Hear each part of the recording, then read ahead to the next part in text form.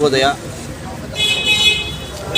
ಏನು ನಮ್ಮ ಸಂಸ್ಥೆ ಆರೋಗ್ಯದ ದೃಷ್ಟಿಯಿಂದ ಜನಪದ ಒಂದು ಸೇವೆಯನ್ನು ಮಾಡುವ ಸಂಕಲ್ಪದೊಂದಿಗೆ 43ನೇ ವಾರದ ಯಶಸ್ವಿಯಾಗಿ 55,000ಕ್ಕೂ ಹೆಚ್ಚು ಸಂಜೀವಿ ಬೆಟ್ಟವನ್ನು ನಮ್ಮ ಆಹಾರ ನಮ್ಮ ಆರೋಗ್ಯ ಅನ್ನೋ ಒಂದು ಜಾಗೃತಿ ಕಾರ್ಯಕ್ರಮವನ್ನು ನಮ್ಮ ರಾಜಾಜಿನಗರದ ರಾಜ್ಕುಮಾರ್ ರಸ್ತೆಯಲ್ಲಿರುವಂಥ ನಮ್ಮ ಶ್ರೀ ರಾಘವೇಂದ್ರ ಸ್ವಾಮಿಯ ಏನು ಸನ್ನಿಧಾನದ ಮುಂಭಾಗದಲ್ಲಿ ಈ ಒಂದು ಭಾಗದಲ್ಲಿ ಇದು 2ನೇ ಬಾರಿಯಾಗಿದೆ.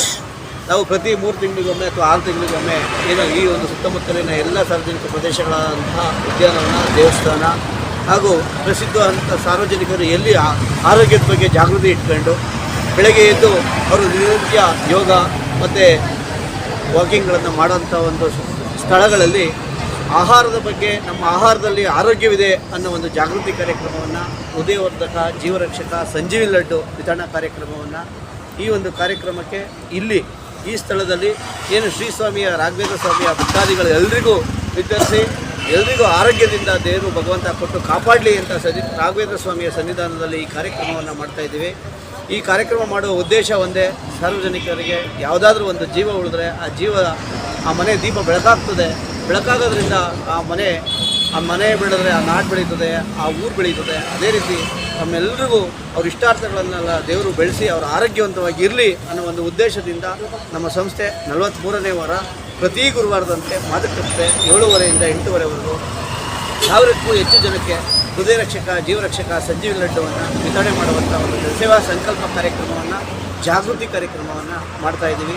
ನಾವೆಲ್ಲರೂ ಈ ಕಾರ್ಯಕ್ರಮಕ್ಕೆ ಈ ಬಂದಂಥ ಎಲ್ಲ ಸಾರ್ವಜನಿಕ ಪದಾಧಿಕಾರಿಗಳಿಗೆ, ಸಾರ್ವಜನಿಕ ಬಂಧುಗಳಿಗೆ ಹಾಗೂ ಶ್ರೀ ರಾಘವೇಂದ್ರ ಸ್ವಾಮಿಯ ಭಕ್ತಾದಿಗಳಿಗೆ, ಅರ್ಚಕರೊಂದಿಗೆ, ಆಡಳಿತ ಮಂಡಳಿಯವರಿಗೆ ಹಾಗೂ ನನ್ನ ಮಾರ್ಗದರ್ಶಕರು, ಪೋಷಕರು, ನನ್ನ ಅಕ್ಕಂದಿರು ಎಲ್ಲರೂ ಬಂದಿದ್ದಾರೆ.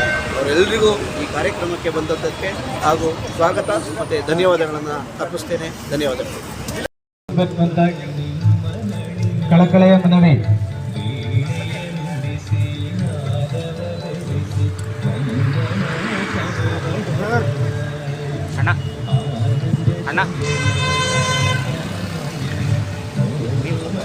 ಈ ಒಂದು ಸಂಜೀವಿನಿ ಲಡ್ಡನ್ನು ಅಶ್ವಗಂಧ, ಅಮೃತ ಬಳ್ಳಿ, ಅಕ್ಷಯ ಬೀಜ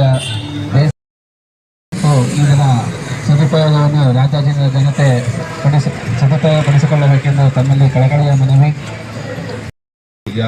ದೇಶಿನ ಸುಣ್ತುಪ್ಪ, ಶುದ್ಧ ಬೆಲ್ಲ, ಬಾರ್ಲಿ